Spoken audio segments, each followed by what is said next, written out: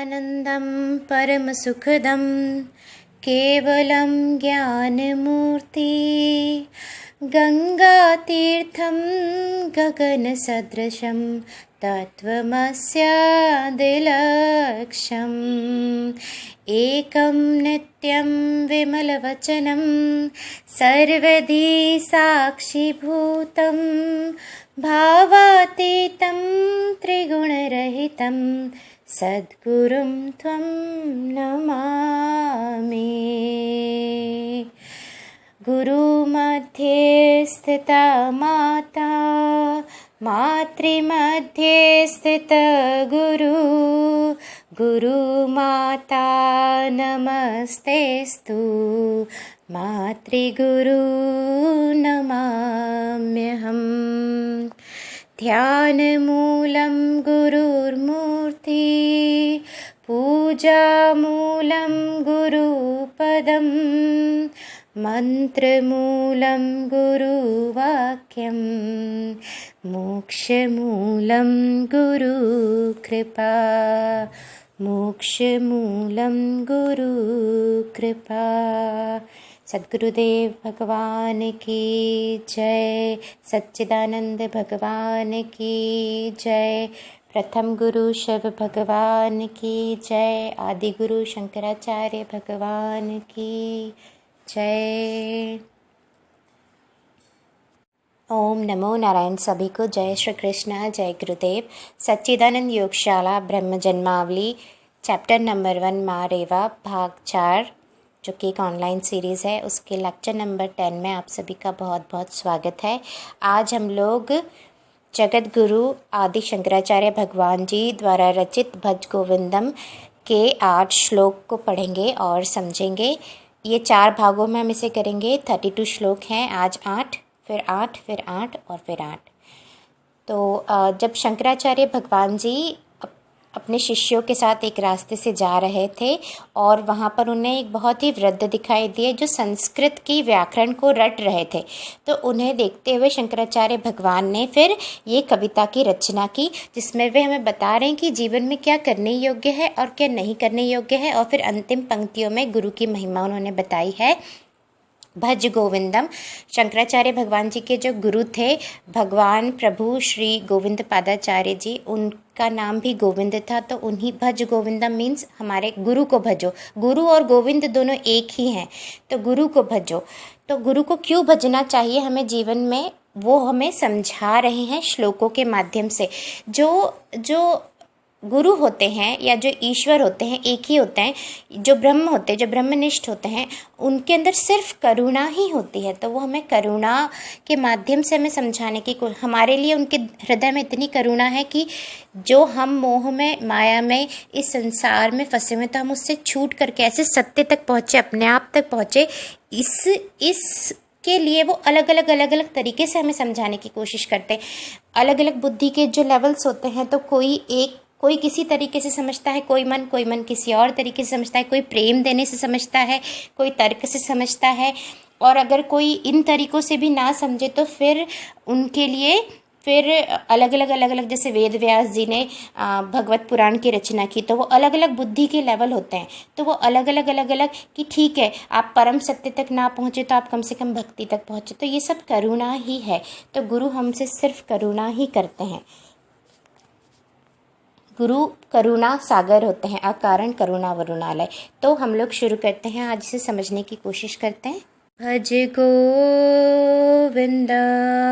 मूढ़मते संप्राप्ते सन्निहिते काले नहि रक्षति डुक्रुम करणे। तो फर्स्ट पैराग्राफ में, प्रथम पैराग्राफ में वो हमें समझाने की कोशिश कर रहे हैं कि तुम अपने गुरु को भजो, गोविंद को भजो। और जब तुम्हारा काल नज़दीक आएगा, जब तुम्हारा अंतिम काल संप्राप्ते सन्निहिते काले, जब तुम्हारा अंतिम समय नज़दीक आएगा, तब तुम्हारी ये संस्कृत की जो व्याकरण तुम रट रहे हो ये तुम्हारे किसी भी कार्य नहीं आएगी। इसका अर्थ ये है कि जगत का जितना भी हम इन्फॉर्मेशन अपने अंदर रट रट के इकट्ठा कर लेते हैं, प्राण छूटते समय वो इन्फॉर्मेशन किसी भी काम नहीं आती। हाँ ठीक है, इस जगत में हमें वो आजीविका कमाने के कार्य आ सकती है, लेकिन वो अंतिम समय में हमारे काम नहीं आती। तो हमें दोनों दुनियाओं की तैयारी करनी। इस जगत की तो करनी है ताकि हम हमारा पेट भर सके, हमारे शरीर का और परिवार का भरण पोषण कर सके, धर्म के कार्य कर सके, उसके लिए हमें आजीविका कमानी है। लेकिन अंतिम समय हमें इस लोक और परलोक दोनों को संवारना है, तो उस चीज़ का भी हमें ध्यान रखना है। इसीलिए भज गोविंदम भज गोविंदम, अपने दिनचर्या के कार्य करते हुए भी मन को श्री चरणों में अर्पित रखिए, एक पुष्प की तरह। मूढजये हृदनागम तृष्णां कुरु सत्बुद्धिं मनसि वितृष्णां, यल्लभसे निज कर्मोपात्तं वित्तं तेन विनोदय चित्तं, भज गोविंदम मूढ़मते। हे मूढ़ बुद्धि वाले मनुष्य, तुम अपने गुरु को भजो, तुम गोविंद को भजो। और तुम ये धन की तृष्णा में क्यों फंसे हुए हो? सद्बुद्धि को अपने अंदर लाओ और अपनी मेहनत से तुमने जितना भी कमाया है, यल्लभ से निज कर्मोपातम, तुम अपनी मेहनत और सही तरीके से तुमको जितना भी धन मिला है उसमें तुम अपने चित्त को संतुष्ट रखो। सबसे बड़ा धन है संतुष्टता, उससे बड़ा धन कोई है ही नहीं। तो तुम अपने हृदय को उसमें संतुष्ट रखो सही तरीके से, और मेहनत करके तुमने जितना भी धन कमाया है उसमें अपने दिल को, अपने हृदय को, अपने चित्त को विनोदित रखो, विनोदय उसमें प्रसन्न रहो तुम।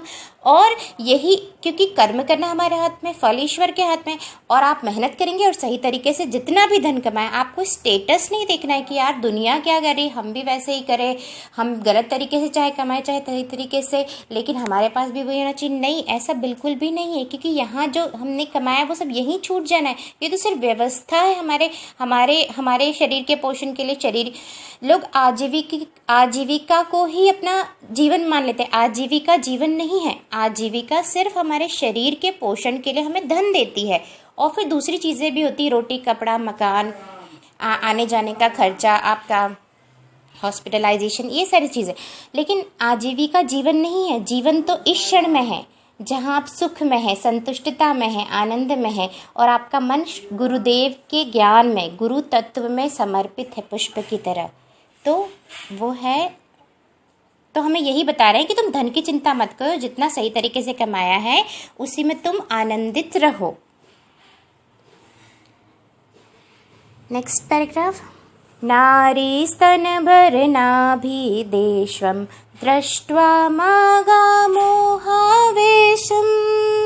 एतन्मां सवसादिविकारं मनसि विचिन्तय वारं वारं, भज गोविंदम मूढ़मते। हे मूढ़मति वाले मनुष्य, तुम नारी के स्तन और नाभि प्रदेश को देखकर आसक्त क्यों होते हो? ये तो मांस का ही एक, ये तो सिर्फ मांस है, उसी का ही एक स्वरूप है। तो तुम उसको देखकर आसक्त मत हो, अपना विवेक को मत खो। और ये सब विकार हैं, एतन माम सब सादि विकारम, और मन में बार बार इसका चिंतन करो। मन से इसी चिंतन के द्वारा तुम इस काम विकार से पार जा सकते हो। क्योंकि देखिए, कभी किसी के शरीर में कोई बीमारी हो जाती है, उसकी पत्नी कितनी भी खूबसूरत है, अगर उसके अंग में कोई, उसके शरीर में कोई बीमारी हो जाएगी तो क्या वो अपनी पत्नी के पास रहेगा? या अगर पत्नी पति के प्रति आसक्त है तो, लेकिन अगर उसको कोई बीमारी हो जाती तो उससे भी दूर चले जाएगी, पत्नी भी दूर चली जाएगी, उस शरीर से थोड़ा सा दूर बैठेगी, शरीर से तो कम से कम दूर ही रहेगी।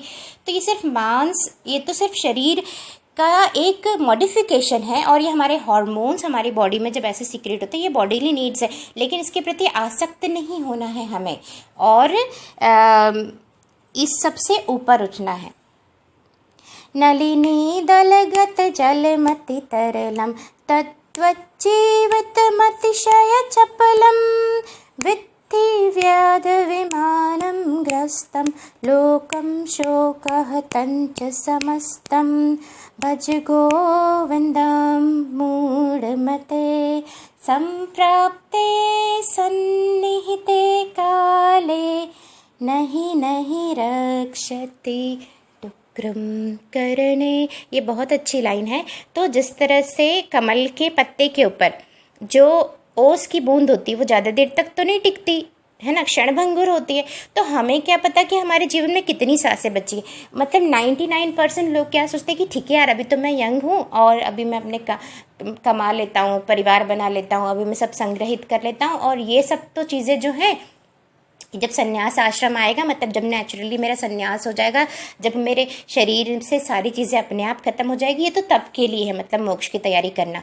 लेकिन हमें क्या पता कि हमारे पास कितनी सांसें हैं।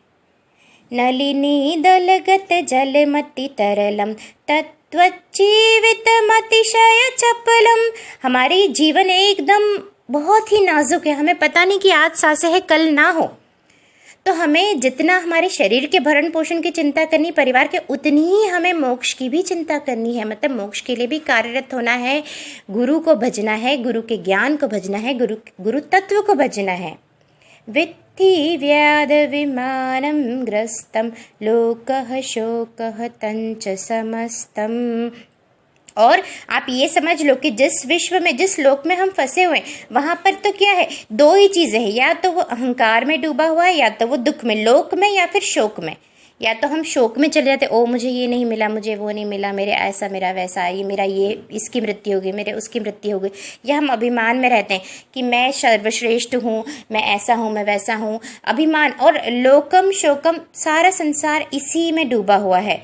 ये हम जब अच्छे से समझ लेंगे कि संसार में सिर्फ दो ही चीज़ें हैं, या तो अहंकार है जहाँ पर समानता का भाव नहीं है कि सब मैं ही हूँ और सब में ही मैं हूँ, ये भाव नहीं है तो इसे कहते हैं अहंकार। या फिर शोक है, शोक है मतलब कि मैं जीव भाव, जहाँ पर कि मुझे ये नहीं मिला, मुझे ये नहीं, संतुष्टता नहीं है।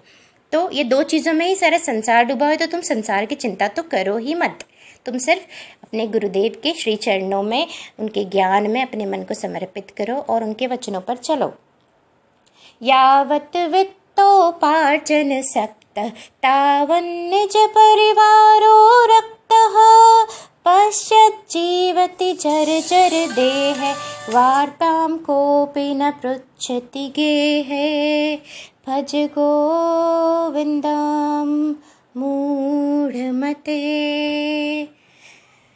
तो यहाँ पर क्या बता रहे हैं कि जब तक हमारा मानव शरीर यावत वित्तोपार्जन सकता, तो इसका अर्थ यही है कि जब तक इंसान धन अर्जन में सक्षम है तब तक तो सारा परिवार उसकी रक्षा करता है। लेकिन जब उसका शरीर जर्जर हो जाता है तब कोई इससे बात करना भी पसंद नहीं करता। हम चाहे इसको कितना भी असत्य कह लें, पर यही दुनिया का सत्य है। इंसान साथ साथ में इसीलिए रहता है क्योंकि उसको आवश्यकता है। सिंपल सी बात है। प्रेम तो है, प्रेम एक ऐसा धागा है जो सबको एक ही बराबर जगह पे लाके खड़ा कर देती, जहाँ पर कोई भेद ही नहीं है। तो प्रेम तो है ही है। लेकिन अगर हम देखें कि जो इस जगत की जिन लोगों को गुरु का ज्ञान नहीं मिला है, या जिनके हृदय में गुरु तत्व जागृत नहीं हुआ है, यानी पवित्र प्रेम जागृत नहीं हुआ है, उनकी सच्चाई अगर हम देखें तो क्या होता है कि जब तक इंसान धनार्जन करने लायक है, यावत वित्तोपार्जन सकता, तब तक परिवार भी उसकी रक्षा करता है, उसको अच्छे से रखता है। और उसके बाद जब उसका शरीर बीमार हो जाता है, जब वो बूढ़ा हो जाता है, तो बच्चे भी बात करने नहीं आते हमारे पास। तो ऐसा सच में आज की दुनिया में भी हम देख रहे हैं कि वृद्धाश्रमों में अपने माँ बाप को रख देते या घर में भी रखते तो उनसे बात तक करना कोई पसंद नहीं करता, उनके कमरे में भी नहीं जाते। सभी लोग ऐसा नहीं करते हैं। जिनके चित्त में प्रेम है, गुरु की कृपा से प्रेम की जागृति है, विवेक की जागृति है, वो परिवार ऐसा नहीं करते। लेकिन जिनके ऊपर गुरु कृपा नहीं है, जिनके अंदर, जिनके चित्त में गुरु तत्व की जागृति नहीं है, प्रेम की जागृति नहीं है, विवेक की जागृति नहीं है, वहाँ पर ऐसा ही होता है आज भी। तो इसलिए बता रहे हैं कि भज गोविंदम, भज गोविंदम। यावत् पवनो निवसति देह तावत् पृच्छति कुशलं गेह गतवति वायु देहापाये भार्याभिप्रायेषु बिभ्यति तस्मिन् काये भज गोविंदम मूढ़मते।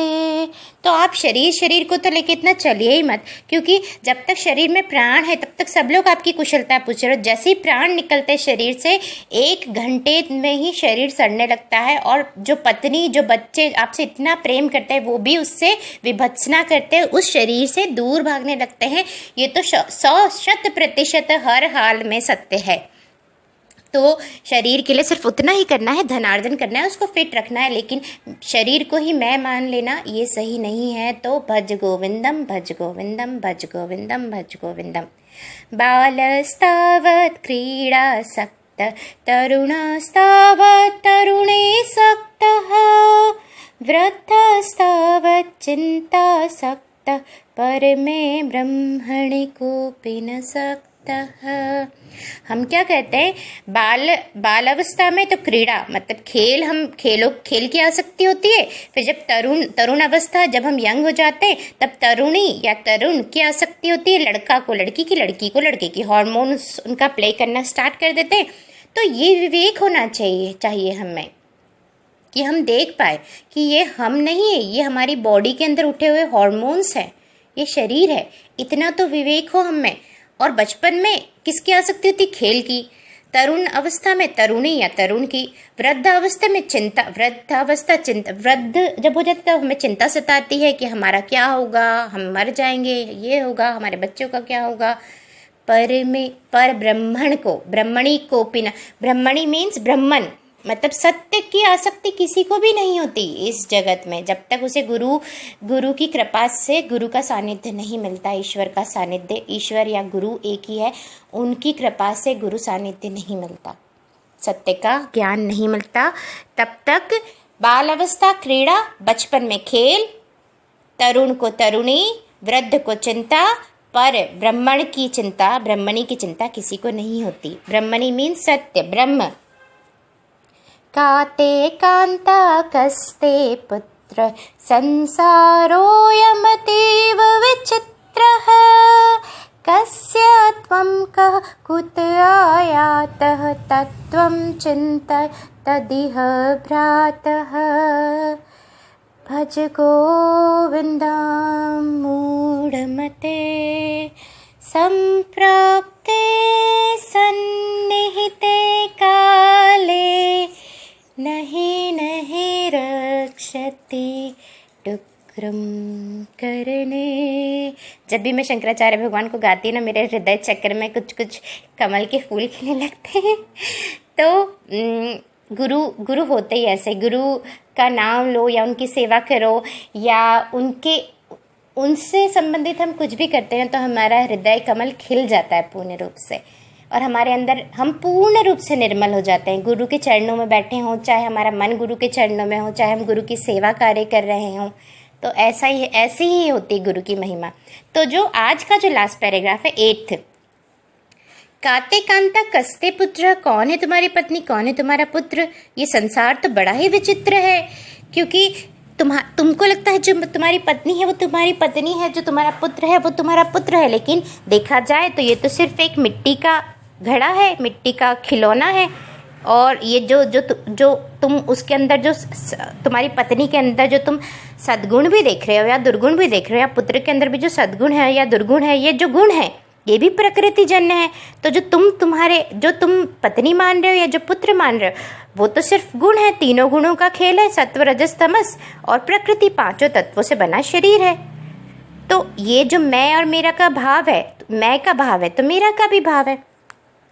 प्रेम तो रखना है, प्रेम तो सभी से समान प्रेम होना चाहिए। ये नहीं ये मेरा पति है, ये मेरी पत्नी, ये मेरे बच्चे हैं, ये मेरा कुत्ता है, ये मेरा ही कुत्ता है, दूसरे कुत्तों को मैं प्यार नहीं करूँ, उनको भगा दूँ, या ये मेरे ही माता पिता हैं, सिर्फ मैं इनका ही सम्मान करूँ, या ये मेरा ही बच्चा है, सिर्फ यही सर्वश्रेष्ठ है, या मेरी ही पत्नी है सिर्फ ये, या मेरा ही पति सिर्फ यही सर्वश्रेष्ठ है। तो नहीं। तो ये जो परिवार का जो मोह होता है, इससे परे उठकर हमें प्रेम में आना है। जहाँ प्रेम है वहाँ आप ही प्रेम हो, वहाँ अपना पराया नहीं, वहाँ सिर्फ प्रेम है। जो भी सामने आएगा उसे हम प्रेम ही देंगे, उसे हम सही शिक्षा ही देंगे, हम मोह से ऊपर उठकर डिसीजंस लेंगे। तो काते कांता कस्ते पुत्रः संसारो यम तीव विचित्रः कस्य त्वं कः कुतया आयातः तद्वं चिन्तय तदिह भ्रातः। भैया जी, आप भ्रातः, आप ये चिंता करो कि आप कौन हैं और आप कहाँ से आए हैं। जब आपको इन सवालों का जवाब मिल जाएगा तो आप ये जो परिवार में तो रहेंगे आप, पर परिवार में आप मोह बंधन में नहीं रहेंगे, आप प्रेम में ही रहेंगे, आप एक रस में ही रहेंगे और आप ज्ञानमयी, आनंदमयी और सबके लिए समान रूप से प्रेम। ओम नमो नारायण। जय श्री कृष्ण। जय गुरुदेव। जगत गुरु आदि शंकराचार्य भगवान जी की जय। प्रथम गुरु शिव भगवान जी की जय। सद्गुरुदेव भगवान जी की जय। आशा करती हूँ कि यह सुनकर आप प्रेरित होंगे सद्गुरुदेव भगवान जी के वचनों को सुनने के लिए और योग ध्यान ज्ञान साधना करने के लिए। और आगे के जो श्लोक हैं वो हम नेक्स्ट क्लास में उन्हें सुनेंगे और समझेंगे। जय श्री कृष्णा। जय गुरुदेव। सबकी जय हो। सबके चरणों में प्रेम प्रणाम।